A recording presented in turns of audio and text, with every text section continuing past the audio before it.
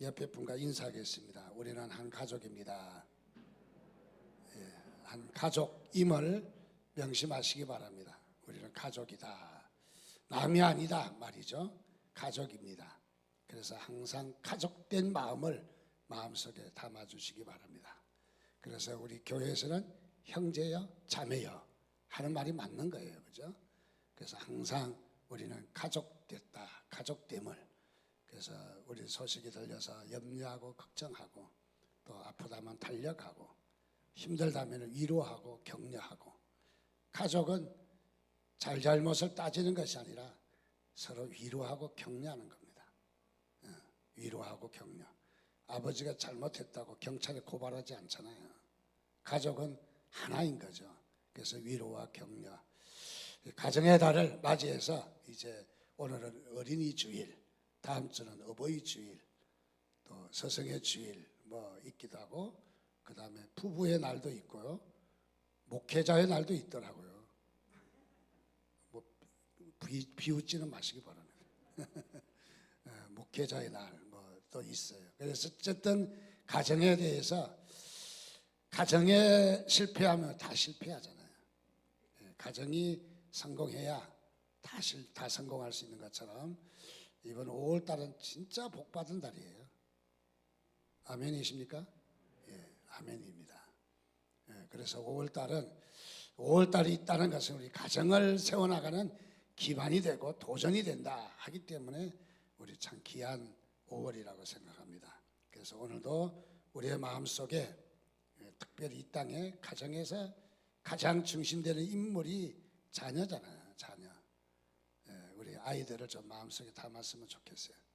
내 자녀이든 또 교회 자녀이든 아니면은 우리 이 나라의 젊은 우리 어린아이든 어쨌든 이 땅의 어린이들이 너무너무 소중하기 때문에 여러분 마음속에 좀 담는 그런 시간이 됐으면 좋겠습니다. 그래서 이렇게 가정의 달에 또 어린이 주일에 어린이를 축복하는, 우리가 축복해야 우리에게도 축복이 오는 거예요.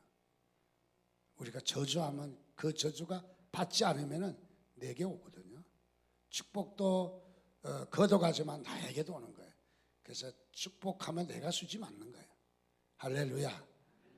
그래서 어린이들을 축복하는 겁니다. 또 어린이를 위해서 마땅히 우리가 그 하나님의 마음을 담아야 되겠죠.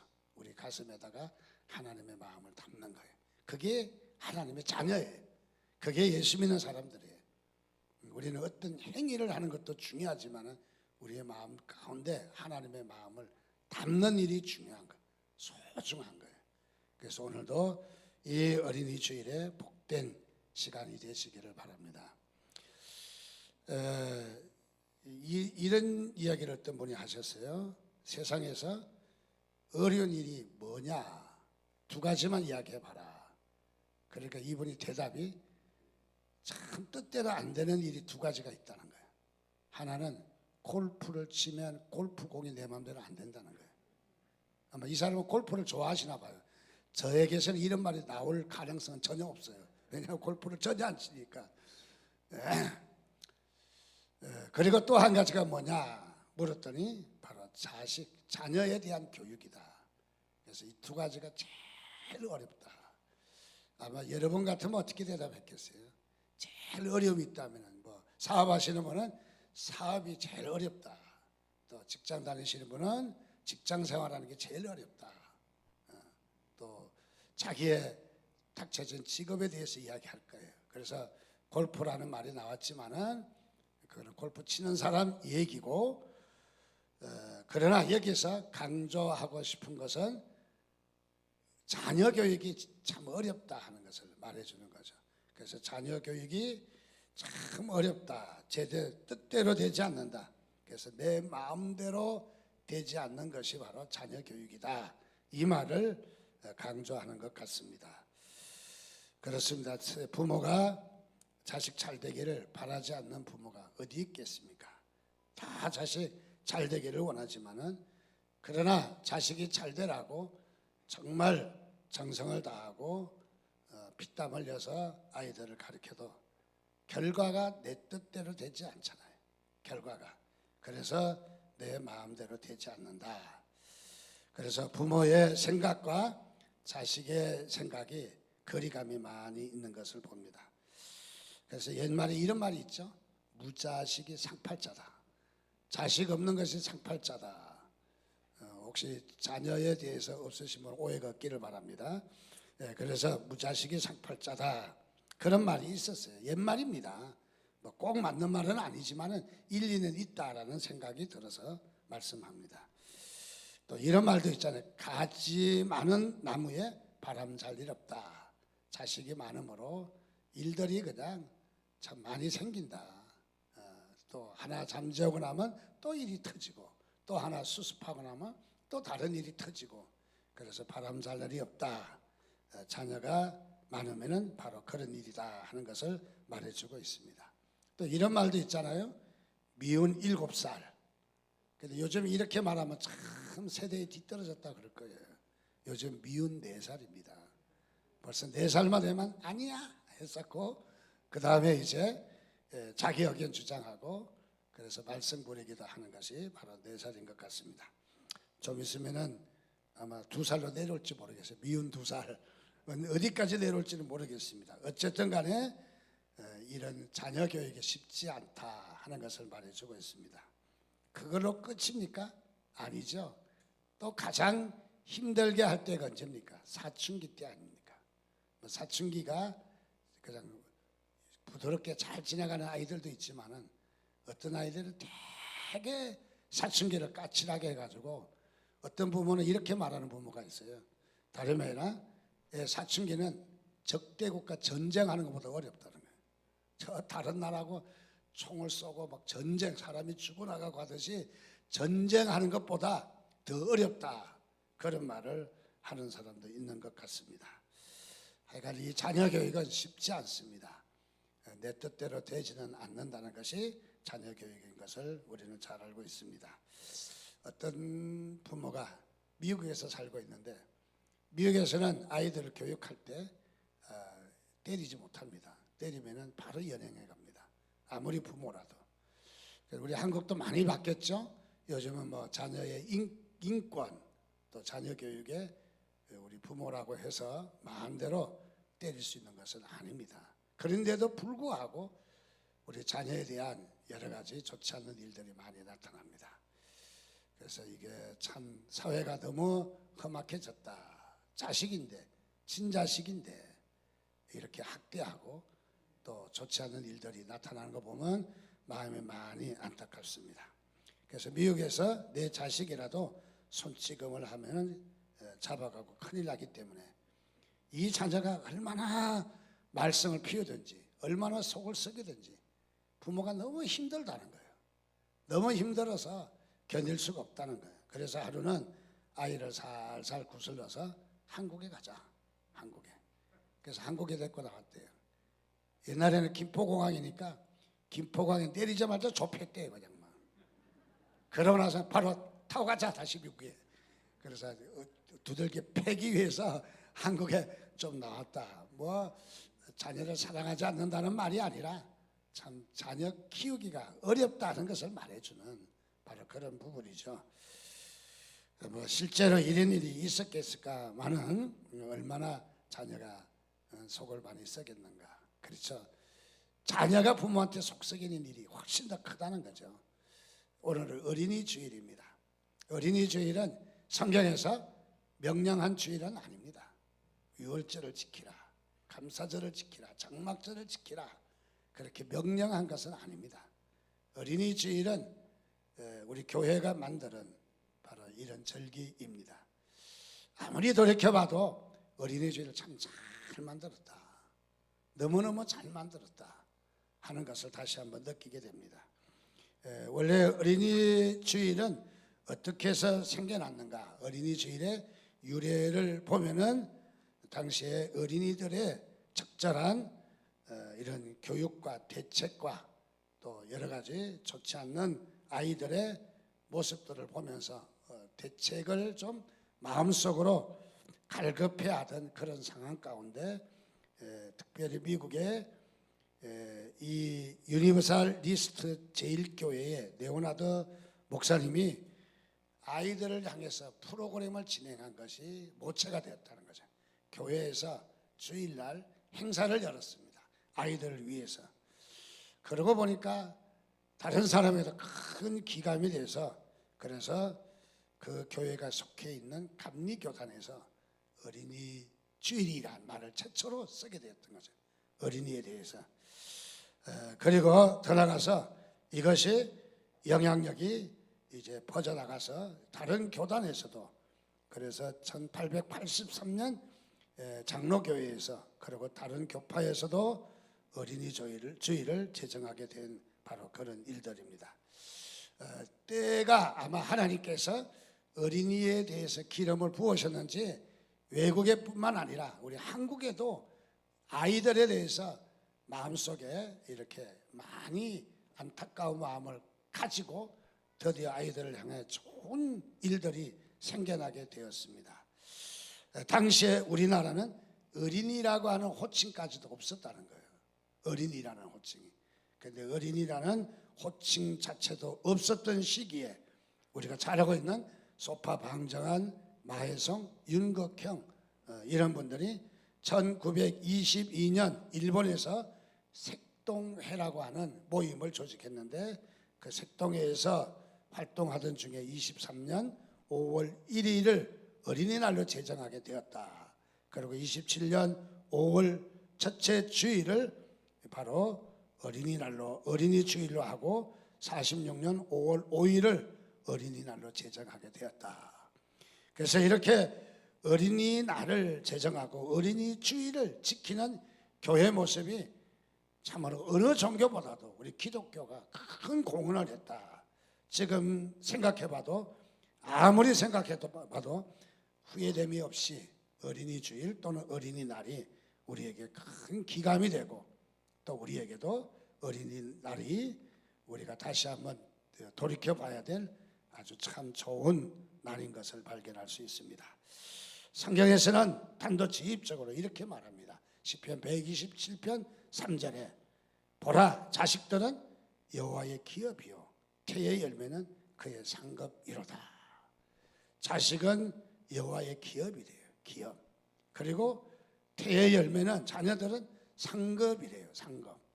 하나님께서 선물로 자녀들을 주신 것을 여러분 감사하시기 바랍니다.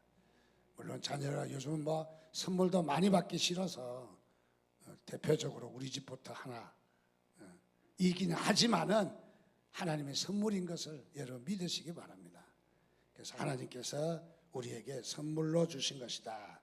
그래서 이 선물을 마음에 담고 우리가 하나님께 흡족하도록 우리가 이 선물을 잘 양육한다면은 하나님께서는 더 기뻐하실 거라는 생각이 듭니다. 자, 그래서 우리 한마디로 이야기하면 이런 자녀 교육에 참 우리가 많이 노력하고 수고해도 우리의 뜻대로 되지 않는다. 결론적으로 하나님의 은혜를 입어야 된다는 거죠. 하나님의 은혜를. 우리 자녀 교육에 대한 하나님의 은혜가 있기를 주님의 이름으로 축원드립니다.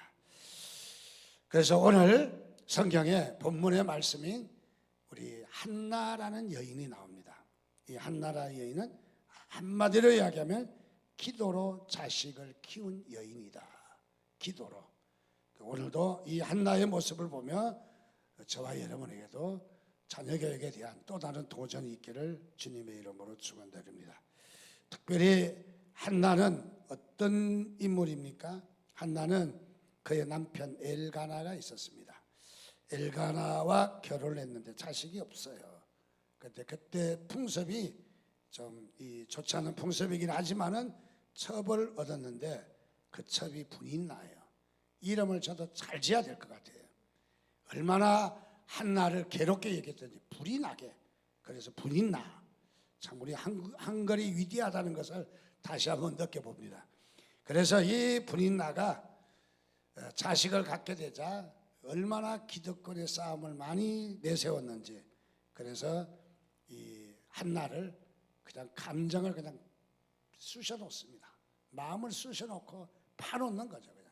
그렇지 않아도 이 남편 엘가나 사이에 갈등이 많은데 분인나가 자식 문제까지 들고 나와서 뭐 속을 썩이니까 날마다 그냥 분에 격분하죠. 분에 그냥 이 분이 넘쳐서 참을 수가 없는 그런 한나의 모습이었습니다. 이런 가운데 한나는 오늘 1장 10절 말씀에 보니까 이렇게 합니다. 한나가 마음이 괴로워. 한나의 마음이 얼마나 괴로웠는지 성경에도 기록해서 한나의 마음이 괴로웠다고 이야기합니다. 근데 괴로웠을 때 그대로 끝나지 않았다는 게 지혜로운 거예요. 성경은 그 다음을 이야기합니다. 괴롭지만은 뭐 했다? 여호와께 기도했다. 이것이 중요한 거죠. 오늘 우리들도 이 땅 살아가면서 어려운 일이 있기 마련이에요. 마음 상하는 일이 있기 마련이에요. 또 우리에게 고통이 있기 마련입니다. 고통도 있고 어려운 일도 있지만은 그거 가지고 그냥 두면은 썩어 문드러지는 거죠. 그냥 두지 말고 뭐 하라? 기도하라. 믿으시면 아멘 하시기 바랍니다. 기도로 성화시켜야 돼요. 이게 우리는 그리스도인의 재주예요. 그리스도인의 재주는 똑같은 문제가 믿지 않는 사람에게도 오고 믿는 사람에게도 오지만은 믿는 사람은 이걸 잘 극복해서 오히려 축복의 도구로 바뀌는 거예요. 여기 재주예요. 여기. 그런데 믿지 않는 사람은 그냥 그 고난과 그 상한 마음을 가지고 또 좋지 않은 일을 만들어내는 거죠. 그래서 항상 좀 재료는 좋지 않아도 결과 열매는 좋은 열매를 맺는 이게 우리 기독교인의 바로 그 엄청난 지혜인 것이죠. 그래서 한나가 하나님께 뭐 했다? 기도했다. 여러분들도 어려움이 있을 때 기도하시기를 바랍니다. 그래서 한나가 어떻게 기도했느냐 보니까 1장 10절 말씀에 보니까 한나가 마음이 괴로워서 여호와께 기도하고 통곡했다. 단순히 마음이 괴로움에서 떠나서 정말 눈물로 세월을 지내고 눈물로 기도했다. 여러분들 우리 그리스도인은 잘 우는 사람들입니다. 잘 울어야 됩니다. 여러분 울면 기도가 되더라고요. 어떤 분이 기도하는데 주야 주야 그래서 저녁 내 주여만 찾고 어마 찾았는데 응답이 되어지는 거예요. 하나님은 마음의 중심을 보시는 하나님이신 것을 믿으시기 바랍니다. 다시 말하면 물만 통과되는 거예요. 뭐 유창하게 기도하지 않아도 돼요. 그냥 우리가 좋은 미사하고 써서 뭐 그러면 뭐 이를테면 그러므로 말미암아 안 해도 되는 거예요. 어떻게? 울면 되는 거예요. 그냥 여러분 하나님 앞에 울면 기도해요. 하나님께 많이 울으시기를 주님의 이름으로 축원드립니다. 어떤 사람이 목사님이 그런 말을 했어요. 많이 우는 그리스도인은 마음이 청결할 것이지만 울지 않는 그리스도인은 마음에 화가 있을 것이다. 그런 말을 했어요. 자, 울 때에 하나님 앞에 머리 숙이게 되고 울 때에 기도하게 되고 울 때에 하나님의 응답을 받게 되고 하나님께서 그 상한 마음을 보시고 응답해 주실 줄 믿습니다. 그래서 우리는 많이 우는 것도 그것도 재주라는 것이죠. 그래서 하나님께서 응답해 주셨습니다. 한나가 잉태하고 때가 이름에 아들을 낳아 사무엘이라 이름하였으니 드디어 어떤 자녀가 태어났어요? 분인 나이에 10아들보다 나은 한 명의 하나를 낳아도 잘 기르자 옛날에 그런 말이 있더라고요. 근데 그런 말이 있는 걸 찾다 보니까 1974년 이런 표가 있더라고요. 금년은 아이를 갖지 않는 나이입니다. 그런 표 그때도 저는 별로 이렇게 감동이 되는 문구는 아닌데 아마 기억나십니까? 금년에는 임신하지 않는 해 그렇게 딱 74년이 그렇게 돼 있더라고요. 그래서 한참 웃었습니다 보고. 어쨌든 간에 자 여기에 이 한나는 아들을 낳았는데 그 아들이 사무엘이었다.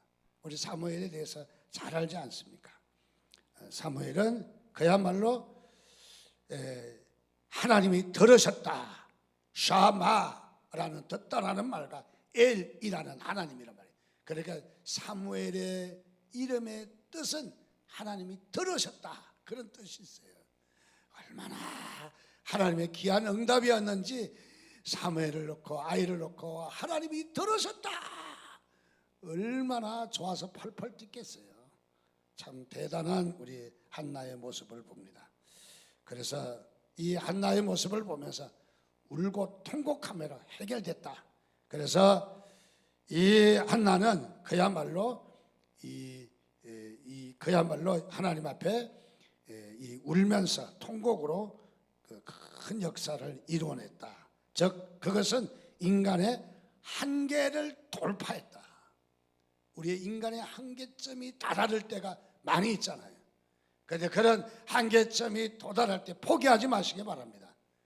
우리 복음송에도 기도할 수 있는데 왜 걱정하십니까? 기도할 수 있는데 왜 염려하십니까? 우리 찬양이 있는 것처럼 여러분 인간의 한계에 부딪힐 때가 많아요. 도저히 감당할 수 없어 내가 포기할까 하는 그런 생각이 들 수도 있지만은 기도하라는 거예요. 한나는 바로 이런 기도의 한계를, 인간의 한계를 극복하고 뭘로? 기도로. 그래서 도전에서 이겨낸 바로 한나의 모습을 발견할 수 있습니다. 두 번째로 한나는 어떻게 자녀를 키웠느냐? 기도로 키웠다.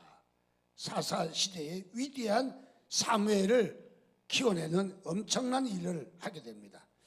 하나는 무엇입니까? 기도해서 하나님께서 자녀를 주셨어요. 그래서 기도해서 얻은 자녀예요. 기도해서 얻은 자녀. 근데 여기서 끝나면 재미가 없어요. 근데 하나는 보십시오. 얼마나 기도하는 사람인가. 양육도 기도를 했다는 거예요. 자녀를 주시는 것만 아니라 양육까지도 기도했다. 우리가 이렇게 혹시 실수할 수 있어요. 자녀가 없어서 울며 부르짖어 기도했더니 하나님이 자녀 주셨다. 기분이 좋아서 그것으로 끝하면 안 된다는 거죠. 어떻게 해야 된다? 기도로 양육해야 된다. 기도로 키워야 된다. 기도로 끝까지, 기도로 시작했다가 인간의 방법으로 끝내지 마시고 기도로 시작했다가 기도로 끝을 내도록. 그래서 한나는 기도로 자식을 얻어서 기도로 양육을 한 대표적인 인물인 것을 발견합니다. 사무엘상 1장 28절 말씀에도 보니까 그러므로 나도 그를 여호와께 드리되 그의 평생을 여호와께 드리나이다 하고 그 아이는 거기서 여호와께 경배하니라. 바로 이 제사장에게 데려다 주어서 하나님의 일꾼으로 바로 키우는 이 한나의 모습을 발견할 수 있습니다. 얼마나 이 한나가 마음이 아프겠어요. 사실은 이 사무엘을 이제 젖을 떼서 제사장에 갖다 맡긴다는 거 쉽지 않는 일이잖아요. 조기 교육이 아니라 초조기 교육인 것 같아요. 조기 교육보다 더 초월한 젖을 떼고 바로 보냈으니까 얼마나 가슴 아프고 눈물을 흘렸겠어요. 매해 1년에 한 번씩 올라가서 자녀를 보고 옷을 지어다 입히고 했는데 그럴 때마다 사무엘상 2장 18절 19절 사무엘이 어렸을 때에 새 마포 에봇을 입고 제사장의 옷이죠. 여호와 앞에 섬겼더라. 그 의미가 매년 제를 드리려 그 남편과 함께 올라올 때마다 작은 겉옷을 지어다가 그에게 주었다. 옷을 지어다 줬는데 누구의 옷이에요? 제사장의 옷이에요. 제사장의 옷. 옷을 주었다는 거죠. 그 옷 속에 메시지가 있는 거죠. 단순하게 제일 모직 순모로 옷을 갖다 지어 입힌 것이 아니라 그의 마음에 기도로 지어서 옷을 입으면 아이가 기도의 채취를 느끼도록, 의미의 기도의 채취를 느끼도록 기도하며 옷을 지었고 그 옷을 입을 때마다 어린 사무엘도 의미의 기도의 맛을 영적으로 느꼈을 것 같아요. 영적 훈기가 느껴지는 아마 그런 모습이 아니었나.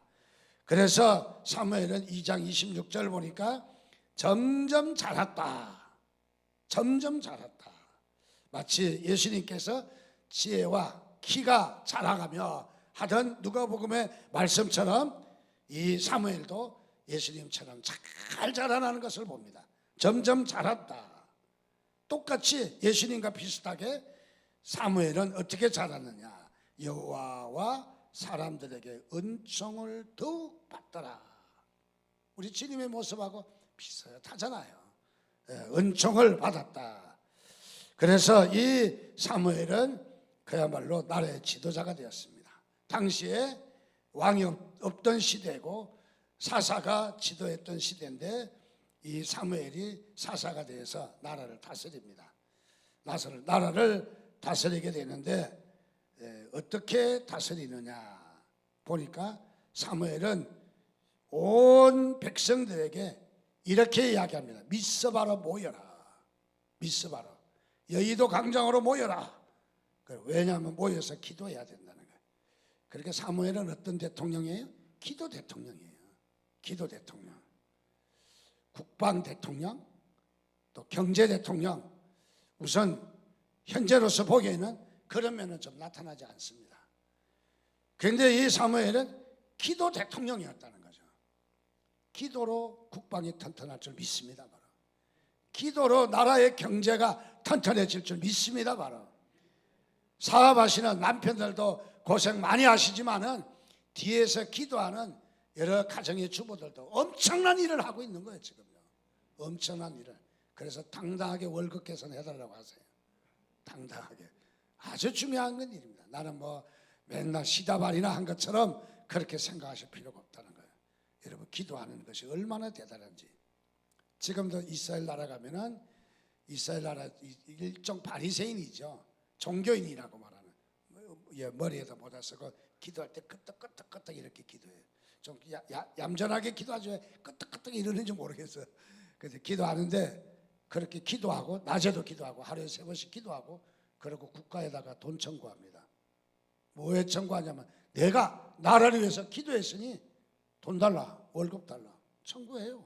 지금도 이스라엘 나라는 기도한 사람들의 월급을 줍니다. 바로 기도한 사람에게. 오늘도 보니까 우리 장장로님이 기도해 주셔서 고맙다고. 떡이 비싼 떡이거든요. 오늘 떡은요. 또 떡에만 마음이 가 있으면 안 돼. 설교에 마음이 가 있어야지. 야, 끝나고 얼마나 맛있는 떡을 주는데 그거 아니겠어요? 기도해 주신 것을 감사하다는 뜻 아니겠어요? 아닌가? 감사하다는. 이스라엘 백성은 이스라엘 나라 지금 우리 이스라엘 나라는 지금도 기도하고 월급 다 먹습니다. 저 종교인들이 그렇게 기도가 중요한 걸 알아요. 자, 오늘 이 사무엘도 하나님 앞에 기도합시다. 그래서 기도하는데 어떤 역사가 나타나느냐? 사무엘상 7장 13절 14절 말씀해 보니까 이에 블레셋 사람들이 굴복했다, 항복했다. 전쟁을 이길 수가 없었던 것 이스라엘은. 그래서 다시는 이스라엘 지역 안에 들어오지 못했다. 함부로 까불 수 없다는 거예요. 여러분 기도하는 사람에게 이런 권세가 있는 것을 믿으시기 바랍니다. 그리고 여호와의 손이 사무엘이 사는 날 동안에 블레셋 사람들을 막았다. 누가 근무를 서셨느냐? 하나님이 근무 서셨어요. 보초병으로 서셨어요. 그리고 막아냈던 거죠. 여러분 기도하는 자에게 이런 은혜를 베푸시는 것을 믿으시기 바랍니다. 얼마나 큰 역사를 이루는지. 오늘 우리 그리스도인들은 기도로 국가에 충성하는 거예요. 기도로 우리 국방을 튼튼하게 하는 거예요. 기도로 경제를 단단하게 하는 거예요. 우리는 이 기도하는 일이 얼마나 소중한가. 그래서 여러분 나라가 튼튼해야 또 내가 잘 살잖아요. 우리가 기도하는 일에 여러분 게을르지 마시고 기도를 많이 하시기를 주님의 이름으로 축원드립니다. 그리고 더 나가서 이 사무엘상 12장 3절 말씀에 보니까 내가 여기 있나니 여호와 앞과 그의 기름 부은 자 앞에서 내게 대하여 증거하라. 누가 네 소를 취하겠느냐? 네 나귀를 취하겠느냐? 누구를 속였느냐? 누구의 압제를 하였느냐? 내 눈을 흐리게 하는 뇌물을 네 손에서 취하였느냐? 그리하였으면 내가 그것을 너희에게 갚으리라. 이 사무엘은 뭐라고 이야기합니까? 다시 말하면 그런 삶의 본을 보였다는 거예요. 모범을 보였다는 거예요. 기감이 됐다는 거죠. 우리 많은 정치인들이 우리에게 기감이 안 돼서 실망을 많이 하잖아요. 뭐 청문회도 하고 뭐도 하고. 자, 우리 그리스도인들은 적어도 예수 믿는 사람은 혹시 여러분들 관직에 등용이 된다면 허물이 없기를 바랍니다. 아예 그래서 관직 안 가시랍니까? 저는 혹시 오라 할까봐 기다리고 있는데. 자, 우리 그리스도인들은 그럴 때 좀 기감이 돼야 돼요. 사무엘은 어떻습니까? 기감이 됐어요. 얼마나 기감이 됐는지 참 본이 됐습니다. 오늘 우리 예수 믿는 사람은 다름이 아니라 다른 사회에서도, 우리 직장에서도, 우리 또 정치에서도, 우리 뭐 어디서나 어느 무슨 일을 하든지 간에 기감이 되고 본이 되기를 주님의 이름으로 축원드립니다. 그게 하나님께서 기뻐하시는 것입니다. 사무엘상 12장 23절 말씀에 보니까 나는 너희를 위하여 기도하기를 쉬는 죄를 여호와 앞에 결단코 범하지 아니하고 선하고 의로운 길을 너희에게 가르칠 것인즉, 사무엘은 또 이렇게 이야기합니다. 기도하는 죄를 범하지 않겠다는 거예요. 기도가 얼마나 중요한지를 알고 있는 거죠. 기도 안 해도 뭐 내가 죄진 거 아니다 이렇게 생각하는 사람 별로 없잖아요. 내가 기도 안 했는데 죄를 졌다, 그 정도 심각하게 생각 안 하는 것 같아요. 좀 하면 되지 뭐. 기도하면 플러스 알파로 뭔가 하는 것 같고, 기도 안 하면은 뭐 그저 저저 잘못한 것이 없다 생각할 수 있는데, 사무엘은 그렇게 생각하지 않았어요. 기도하지 아니하면 나라가 어려워지고, 기도하지 아니하면 바로 이 경제가 어려워지고, 기도하지 아니하면 국방이 어려워지고, 기도하지 아니하면 우리 자녀들이 어려워지고, 기도하지 않으면 우리 가정이, 우리 사업이 어려워졌다. 원인이 어디에 있다? 나에게 있다. 그래서 자기 자신을 가슴을 치면서 기도해야 되겠다고. 그래서 기도하다가 쉬는 죄를 범하지 않겠다고 한 사무엘, 얼마나 위대한, 정말 얼마나 대단한 이런 사사인 것을 발견합니다. 정말 사무엘과 같은 인물이 나타나기를 주님의 이름으로 축원드립니다. 이런 사무엘은 참 대단한 그런 사무엘인 것을 발견합니다. 세 번째로 이 사무엘은 자식을 위해서 기도하는데 정말 기도가 구체적이에요. 구체적이에요. 신앙이나 실력, 인격, 비전, 섭리 이런 점에 하나하나 기도하는 것을 발견합니다. 먼저 우리가 기도하되 자녀의 신앙을 위해서 기도하시기를 바랍니다. 여러분, 자녀 교육하면서 밀리지 마세요. 실험 선수가 실험을 하다가 쭉 밀리면 지는 거예요. 쭉 밀다가 발걸어서 앞으로 딱 당기면 그대로 자기의 힘에 자기가 캣꼭 끌어지는 거예요. 밀리면 안 되는 거예요. 밀리면. 어떻게 말해? 좀만 쉬고 금년만 쉬고 내년부터 교회 나갈게. 그거 자녀들한테 양보하면 안 돼요. 나중에 보면은 성공한 예가 거의 없는 것 같아. 제 통계가 잘못됐는지 모르겠어요. 그렇다고 해서 죽기 살기로 싸우면 안 되지. 또 그렇다고 해서 지혜가 필요한 거야. 자녀들을 위해서 기도해야 되고, 또 내가 어려울 때에 혹시 방심하고 신앙생활을 잘못한 것은 아이들은 가르치야 듣는 것이 아니라 아이들은 어깨너머로 배우는 거예요. 어깨너머로. 말하지 않지만은 어려울 때 엄마가 눈물 흘려 기도했던 건 정말 감동이 됩니다. 아이는 감동이 돼요. 말은 하지 않지만은, 당장에 나타나는 효과는 없지만은, 그러나 아이에게 이 기감이 됩니다. 즉 다시 말하면 아이에게 감동을 주려면은 먼저 내 안에, 내 내적인 상태에 가득히 채워야 돼요. 내가 채우지 않고는 다른 사람이 넘어가지 못해요. 흘러가지 못하는 거예요. 그래서 우리가 영향력을 주려면은 먼저 내 안에 영향력이 가득 있어야 돼요. 내 안에. 그래서 자신 안에 성품이라든지, 또는 우리가 어느 생활이라든지, 우리가 어떤 신앙적인 우리가 주님을 전가하려면, 주님을 전하려면은 내가 주님이 가득 차 있어야 되는 거예요. 내가 주님이 없다면은 전해줄 것이 없어요. 영향력이 흘러가지 않아요. 자, 그래서 우리는 부모들이 먼저 자녀들을 신앙을 위해서 먼저 채우시기 바랍니다. 먼저 자신이 하나님 앞에 바로 서시기 바랍니다. 자, 그래서 우리는 얼마나 바로 섰는가? 자식이라는 자는 어떤 자입니까? 우리 압살롬이라는 다윗의 아들이 있었습니다. 아버지가 왕인데 아버지를 내쫓아 지가 쿠데타를 일으켜서 왕의 자리에 앉아버렸어요. 참 딴 건 몰라도 자식이잖아요. 자식이 이런 것을 하는 거죠. 우리가 발명왕 에디슨 잘 알고 있지 않습니까? 에디슨은 어떻습니까? 그의 아들이 토마스 에디슨이 있었는데 이 에디슨은 그야말로 아버지의 이름을 따서 유령회사를 차렸다가 들통이 났습니다.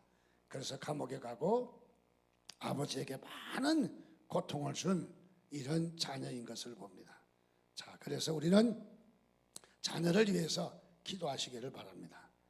정말 구원에 체험하도록 아이들이 신앙에 밀리지 아니하도록 아이들을 위해서 기도하시기를 바랍니다. 두 번째는 신앙도 우리가 잘 양육해야 되지만 실력도 배양해야 돼요. 우리 그리스도인들이 그냥 기도만 하고 우리는 찬양만 하고 예배만 하고 거기에 머무르면 여전히 그 자리만 있는다는 거죠. 세상에서도 세상 살아가는 실력이 필요합니다. 지혜가 필요합니다. 지식이 필요합니다. 그래서 우리는 자녀를 위해서 실력을 위해서 기도하고 자녀들을 잘 해야 됩니다. 잠언 1장 7절에도 지식의 근본은 하나님이시라고 이야기합니다. 그래서 아이들을 위해서 열심히 아이들의 실력을 위해서 이렇게 기도하고 또 잘 가르치는 것이 너무너무 중요합니다. 자, 어떻습니까? 아인슈타인은 그는 과학자지만은 어렸을 때는 10살 때까지 그 독일어를 깨우치지 못했대요. 우리로 말하면 한글을 깨우치지 못한 거죠. 그래서 학교를 중퇴했답니다. 대학 시험에 봤는데 대학 시험도 떨어졌어요. 그래서 다른 과목은 거의 점수가 안 나왔대요. 그런데 수학 점수만 잘했대요. 그런데 아인슈타인은 세계적인 수학학자가 됐던 것을 잘 알고 있습니다. 자, 아이들을 위해서 실력도 키워야 되는 겁니다. 세 번째는 뭐냐? 인격입니다. 우리 아이들의 인격이 참 중요합니다. 지식도 중요하지만은 더 중요한 것은 실력입니다. 인격입니다. 인격은 장기적인 것입니다. 우리 지식은 단기적인 것이라면 인격은 장기적인 것입니다. 그래서 아이들의 인격을 위해서도 기도하시고 아이들의 인격을 잘 가지도록 부모들이 도와주는 일은 너무너무 중요합니다. 네 번째는 비전입니다. 아이들에게 비전을 심어줘야 됩니다. 이태리의 가수 카루소는 어린 시절에 그야말로 너의 장래 희망이 뭐냐 그러니까 가수라고 그랬더니 선생님이 핀잔을 주었대요. 네가 가수 되면 애들 전부 다 가수 될 수 있겠다. 뭘 잘하느냐고 조롱하고 핀잔을 주었는데 그 소식을 어머니가 듣고 노발대발해서 뛰어간 것이 아니라 어머니는 아이에게 지혜롭게 가르쳤다는 거죠. 네가 먼저 해야 될 일은 교회 가서 성가대원이 되라. 성가대원이. 그래서 소년 성가대에 집어넣고 어려운 살림이지만은 레슨을 시켰는데 그가 나중에 위대한 가수, 그야말로 세상에 감동을 준 카루소가 탄생하게 됐다는 것이죠. 여러분 아이들의 비전을 꼭 키우시기를 바랍니다. 여러분의 자녀가 어떤 비전을 가지고 있는지 또 그 비전을 어떻게 키워나가야 되는지 부모들은 격려하고 축복하고 위로하는 겁니다. 마지막 다섯 번째는 섭리입니다. 하나님의 섭리죠. 하나님께서 어떻게 이 아이에게 축복하실지를 하나님의 섭리를 좀 우리가 바라보는 겁니다. 시편 127편 1절 2절처럼 여호와께서 집을 세우지 아니하시면 세우는 자의 수고가 헛되며 여호와께서 성을 지키지 아니하시면 파수꾼의 경성함이 허사로다. 일찍이 일어나 늦게 누우며 수고의 떡도 헛되라는 거예요. 무엇이냐? 하나님이 하셔야 된다는 거죠. 하나님이. 자, 그래서 하나님의 뜻이 어디에 있는가? 기도를 통해서 아이들을 잘 키워나가시기를 주님의 이름으로 축원드립니다. 우리가 잘 알고 있는 모세의 어머니는 요게벳입니다. 모세를 출산을 했는데 이 아이를 죽여야 되거든요. 죽이지 아니하고 몰래 숨겨서 키웠어요. 석 달을 키웠는데 더 이상 키울 수가 없습니다. 애굽의 강경 정책 때문에. 그래서 아이를 바구니에 넣어서 나일강에다 떠내려 보냅니다. 얼마나 마음이 아팠겠습니다. 자, 떠내려 보내면서 바로 이 모세의 누이를 통해서 지켜보도록 했습니다. 그런데 애굽의 왕궁의 공주들이 목욕하러 나왔다가 아이를 발견하게 된 거예요. 얼마나 아이가 예쁜지 그야말로 아이를 데리고 가려고 하는 것을 보았어요. 그래서 이 모세의 누이가 쫓아가서 유모를 데리고 오겠다. 유모가 있어야 아이를 키우지 않느냐. 유모를 데리고 오겠다. 그래서 진엄마를 데려다 준 거예요. 참 지혜로운 누이예요. 지혜로운 엄마, 지혜로운 누이. 어쩌면 하나님께서 어떻게 이렇게 다 맞아 들도록 역사하셨는가 하는 것을 봅니다. 그래서 모세의 어머니 요게벳은 아이를 젖될 때까지만 키운 거예요. 자기 자식을 젖될 때까지. 뭘 알아듣겠어요. 젖될 때까지.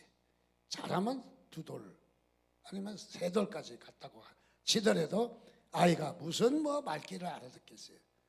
근데 얼마나 뜨겁게 기도했는지. 그때 양육한 이 양육이 모세의 일생을 좌우하는, 저는 이 요게벳의 기도가 보통 기도가 아니었다고 생각해요. 정말로 이 기도는 감동의 기도, 하늘나라를 움직이는 기도, 정말 하나님도 정말 쏟아붓지 않을 수 없는 바로 그런 기도가 아니었나 그런 생각을 갖습니다. 그래서 요게벳의 기도가 모세를 일생을 바꿔놨습니다. 무슨 말을 해서가 아니라 정말 요게벳의 뜨거운 기도가, 눈물 흘린 기도가 그야말로 모세의 얼굴을 적셔놨을 것이고 모세의 가슴을 적시고 나중에 궁궐을 떠나며 정말 하나님 앞에 당당하게 서는 하나님의 종으로 모세가 설 수 있었던 것은 그의 엄마의 기도가 아니었을까. 많은 시간도 중요하지만 정말 우리는 질 좋은 기도가 중요한 것 같아요. 질 좋은 기도. 우리의 그저 말만 입만 우리가 벌리는 그런 기도가 아니라 정말 한마디 말이라도 주여 한마디 말 속에 우리의 진심이 담겨있는 기도. 어쩌면 요게벳의 이런 뜨거운 기도가 나라를 살렸습니다. 여러분의 기도가 이 나라를 살리고 어린이를 축복하는 기도가 되기를 바랍니다. 그래서 이번 주간에는 한번 어린이들을 좀, 남의 자식이지만 지나가는 아이들도 머리 쓰다듬기도 힘들지만 마음으로라도 축복한다고. 왜 아이들이 우리가 지나가면 막 깨깨거리고 막 뛰놀고 하는지 아세요? 아저씨 저도 축복해 주세요 그 소리야. 근데 그걸 할 줄 모르니까 장난치고 떠들고 싸우는 거라고 생각하시고 아이들을 축복하시기 바랍니다. 아이들을 좀 담으시기 바랍니다. 가슴에. 그리고 이 땅에 무너진 아이들을 향해서 무너진 그곳을 향해서 좀 중보자로 서시고 영적으로 전쟁하셔서 그런 자들을 주님께서 제거해 달라고 여러분 기도하는 그런 모습이 되시기를 주님의 이름으로 축원드립니다. 같이 기도하겠습니다. 하나님, 저에게 어린이 주의를 주심을 감사합니다. 나라의 장래를 주시고 교회의 장래를 주시고 가정의 장래를 주심을 하나님 감사합니다. 우리 마음을 모아 아이들을 축복하고 또 더 나아가서 아이들을 마음에 담아 주님의 마음을 토로하는 우리의 모습이 되게 해달라고 이 한 시간에 기도하는 시간을 갖겠습니다. 같이 한 마음으로 기도합니다. 기도하겠습니다.